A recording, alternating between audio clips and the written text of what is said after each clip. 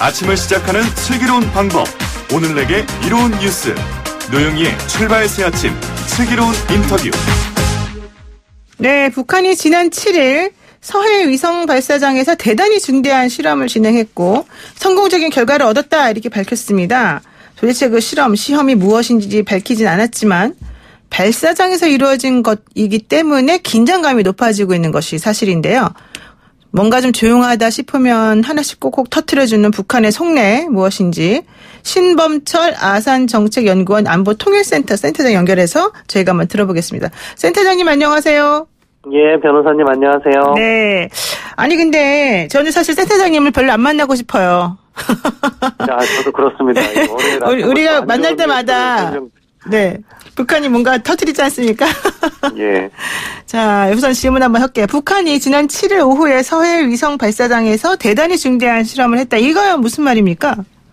예, 어제 국방과학원 명의의 성명이 나왔는데요. 네. 우리가 동창리로 잘 알려진 서해 위성 발사장에서 중대한 시험을 했고 그것을 네. 노동당 중앙위원회에 보고했다.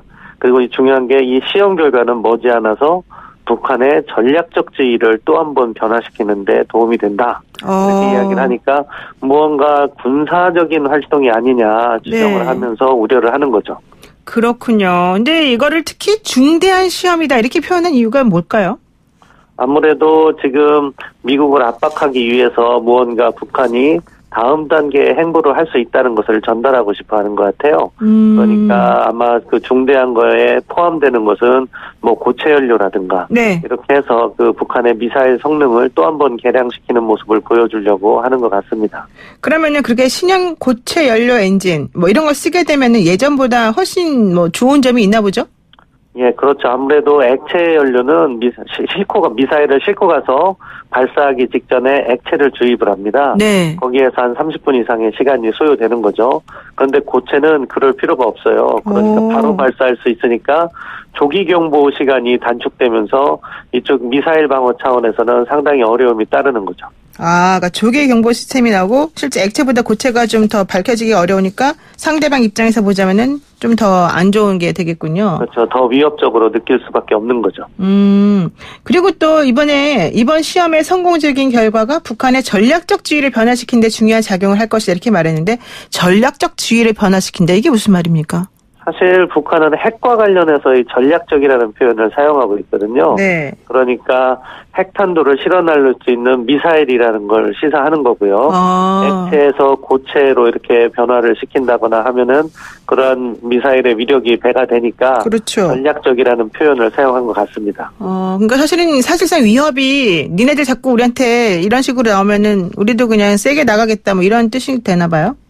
예, 그렇게 얘기했기 때문에 또 트럼프 대통령도 오늘 아침에 바로 반응을 했는데요. 네. 김정은 위원장이 매우 영리하기 때문에 적대적 행동을 하지 않을 것이다 하면서도 또 네. 적대적 행동을 하면 잃을 게 너무 많다 이렇게 경고를 또 했습니다. 지금 북미 간의 상당히 긴장이 점점 올라가는 추이에 있다 이렇게 볼 수 있겠습니다. 이거가 결과적으로는 북미 간의 협상 카드로 쓸 가능성을 염두에 두지 않을 수가 없는데 이렇게 되면 우리 대통령이나 우리 정부는 어떻게 해야 되는 거예요? 지금 어렵죠. 사실 우리 문재인 정부는 대화를 통해서 북한 문제를 풀어가기 위해서 노력을 해왔고 네. 북한이 자극적인 행동을 하더라도 나름대로 참아가면서 가능하면 대화의 장을 열어가려 했던 거예요. 그렇죠. 그런데 지금 북한이 이렇게 도발을 하게 되면 전반적으로 북미 관계가 악화되고 그러다가 또 북한이 만약에 12월이 지나서 도발로 이어진다면 대응 조치를 하지 않을 수 없거든요. 네. 그러면은 문재인 정부가 지난 2년간 추진해왔던 대화가 원점으로 되돌아갈 수 있기 때문에 아마 청와대도 상당히 그 부분은 걱정하고 있을 건데요. 원칙을 가지고 대응하면 된다고 생각합니다. 기남목에서 대화로서 이 문제를 풀어간다는 원칙에서는 변함이 없어야 되지만 또 북한이 도발을 하면 그에 상응하는 억제력의 강화라든가 한미 공조라든가 해나가면서 이 문제가 이제 우리 정부가 기대한 것처럼 1, 2년 안에 풀리기는 어려울 것 같지만 그럼에도 불구하고 장기간에 풀어나간다는 기조 하에서 우리가 해야 될 일을 하나씩 해나가면 된다고 생각합니다. 그런데 지금 북한이 자꾸 이렇게 행동에 나서는 것은 우리는 그래도 좀 신용이라도 하는데 미국은 아무것도 안 해준다. 니네들 왜 이러냐 이런 얘기 아닙니까? 그렇죠. 북한은 미국이 더 내놓으라고 하는 건데요. 미국이 근데 뭘 내놨어요? 뭐 더 내놓으라고 그렇다면 뭐 내놓은 게 있어야 되잖아요. 연합군사훈련 뭐 연기하고 이런 부분을 했던 거죠. 네. 그리고 미국의 입장에서는 외교적 고립에 처해 있는 북한을 네. 트럼프 대통령이 만나주면서 북한이 북중 관계나 북러 관계 개선해서 경제적 어려움에 탈피할 수 있었다 네. 하는 것도 나름 자기들이 부여한 특권이라고 생각하는 거죠. 거기에서 이제 인식차가 있는데요. 네. 아무튼 북한은 미국의 양보를 얻어내서 가능하면 유리한 협상을 하려는 거고, 미국의 입장에서는 더 양보했다가는 비핵화가 어려울 것 같으니까 고민을 하고 있는 것 같아요. 그렇군요. 자, 그런데 이 시점에서 이 시험이 진행되었던 서해 위성 발사장, 여기는 뭐 어떤 곳입니까? 예, 뭐 사실은 북한이 대륙간 탄도미사일 엔진을 만들고 그리고 또 그것을 발사 실험을 했던 장소라고 보시면 될 것 같아요.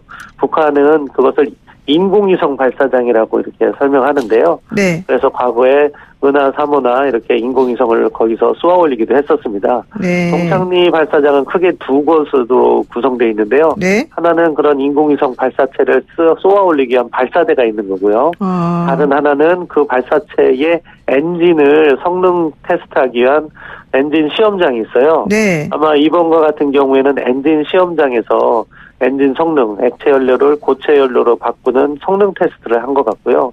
그러면서 북한 미사일 능력 향상에 큰 도움이 된 장소인 거죠. 그렇군요. 그러니까 발사대가 있고 시험장이 있는데 이번 같은 경우에는 엔진 시험을 한 그런 곳이다 이런 얘기예요? 예. 발사대, 인공위성 발사대는 30m 높이로 이렇게 있는데요. 네. 거기다 인공위성 발사체를 세워놓고 하면은 위성으로 다 보여요. 그렇기 때문에 이번에 그런 행동을 한 것 같지는 않고요. 네. 북한 스스로도 뭐 전략적 지위가 향상됐다, 시험을 했다 하는 거 보니까 엔진 시험장에서 새로운 엔진을 시험한 것으로 보이고, 그것이 과거 액체 엔진은 어느 정도 북한이 성능을 입증했어요. 네. 백두 계열 엔진이라고 해서 이미 2016년에. 그렇기 때문에 고체 엔진의 성능을 개량한 것이 아닐까 추정하는 거죠. 근데 이해가 안 가는 게 동창리 미사일 발사장 뭐 이런 거는 지난해 9월에 그 남북 정상회담에서 영구 폐쇄한다고 한 거 아니었습니까? 이게 왜 아직도 폐쇄가 안 되고 시험장으로 사용이 됩니까, 그러면? 뭐 북한으로서는 미국의 상응 조치가 없었다, 아마 이렇게 명분을 내세우는 건데요. 사실 9.19 평양 공동 성명의 내용을 보면은 영변 핵실험장인가 하고 동창리 미사일 실험장은 네. 북한이 비핵화 선행 조치로서 폐쇄를 약속했었던 거죠. 그렇기 때문에 우리로서는 아쉬움이 큰데, 북한은 또 북한 나름대로 어떻게든 유리한 협상을 하기 위해서 네. 자신들의 비핵화 조치에 대해서 우리가 원하는 수준으로 하진 않았던 것 같아요. 그러니까 우리가 또 북한의 이중성을 또 알면서 협상을 진행해야 된다고 보는데, 네. 그런 점이 상당히 아쉽다고 평가할 수 있겠습니다. 그러니까 북한으로서는 이 미사일이나 핵 이게 사실은 가장 강력하면서도 유일한 무기라고 볼 수 있기 때문에 이중적 플레이를 할 수밖에 없는 상황이었다 이렇게 보는 게 맞겠군요. 예, 뭐 그들은 그렇게 한 거고 우리는 그걸 알았어야 되는 건데, 네. 약간 우리는 북한을 신뢰한 측면이 많았던 것 같아요. 그러면은 지금 북한이 뭐 어쨌든 간에 우리한테 지금 정확하게 우리라기보다 미국이나 이런 쪽에다 요구하고 있는 게 정확히 뭡니까? 그러니까 제재를 완화하라는 거죠. 10월 5일 날 스톡홀름 실무협상에서 나온 이야기를 보면은, 네. 북한은 영변 핵시설을 폐쇄하고 네. 기타 시설을 갖다가 신고하면 미국은 제재를 3년 동안 유예해준다, 이런 식의 논의가 오갔던 것 같아요. 네. 북한은 3년 유예가 되면 3년이 지나면 제재가 복원될 수 있잖아요. 네네. 근데 그게 싫은 거죠. 그러면은 북한은 제재가 복원되면은 비핵화 조치를 북한이 기대 수준대로 하지 않았을 경우 제재가 다시 살아났잖아요. 네. 그렇기 때문에 자동으로 제재가 복원되는 건 북한으로서는 부담이 되는 거예요. 그래서 아예 제재를 없애버려라 요구를 하는 건데, 네. 만약에 제재를 해제해버리면은 새로운 제재를 만들긴 어렵거든요. 북한이 그렇죠. 핵실험이나 ICBM 실험을 안 하면. 그런데 북한이 비핵화 조치를 성의 없이 하면은 네. 미국이 이제 끌려가는 협상이 되는 거죠. 그러니까 그렇군요. 서로 이 제재를 완전히 해제할 것이냐 또는 복원할 수 있게 해제할 것이냐, 이 부분에 근본적인 인식차가 있는 것 같습니다. 그러면은 청와대 관계자가 얘기한 게 그 지난 7일에 문 대통령하고 트럼프 대통령이 30분 정도 통화를 하면서 북한의 이런 움직임에 대해서 대응 방안을 뭐 얘기한 것처럼 말하고 있는데, 뭐 어떤 그 대응 방안 같은 게 나올 수 있을까요? 아마 원칙적인 대응 방향을 말씀 나누셨을 거예요. 기본적으로 외교적 노력을 계속해 나가자. 그렇지만 북한이 도발을 할 경우에는 그에 상응하는 조치를 함으로써 비핵화를 전진해 나가는 노력도 함께 하자. 네. 이런 취지의 이야기가 오갔을 것으로 생각합니다. 그러면은 이번 시험 이후에 북한이 취할 움직임? 또 미국은 어떻게? 이런 거는 좀 어떻게 전망하십니까?